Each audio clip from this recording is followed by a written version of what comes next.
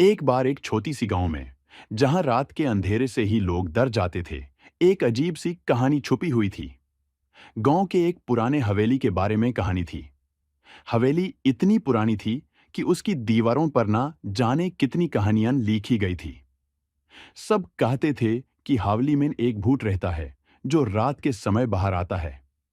एक रात एक जवान लड़का राजू ने डिसाइड किया कि वो हवेली में रात बिताएगा और देखेगा कि कहानी सच है या नहीं। रात को जब सब सोए हुए थे, राजू हवेली की तरफ चल दिया। हवेली का दरवाजा पुराना और चिरचिरा था, पर उसने जिद की और दरवाजा खोल दिया। अंधेरे में हवेली का अंदर पूरा खौफनाक लग रहा था। राजू ने एक कैंडल जलाई और धीरे धीरे अंदर गया। हर कदम पर उससे लगता था कि कुछ दीवार से दीवार तक देखो और अचानक से कुछ हवा का झोंका आएगा। हवेली की दीवारों पर पुरानी चित्रकारी थी, जो उस समय के लोगों को दिखाती थी।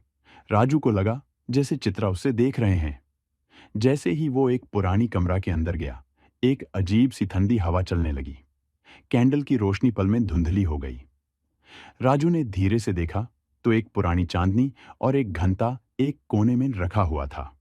उसने घंटे को हाथ लगाने की कोशिश की, पर जैसे ही उसने घंटा उठाया, एक अजीब सी चीख सुनाई दी।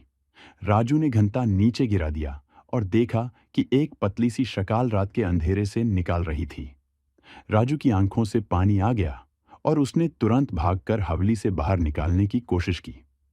जैसे ही वो हवेली के बाहर आया, एक शक्तिमान चेहरा उसके सामने आ गया और कहा, तुम मेरे जैसे ना हो, तुम्हें मेरे साथ रात गुजारना था। राजू ने अपने घर वापस आकर सोचा कि इस हवेली में कभी भी रात नहीं गुजारेगा।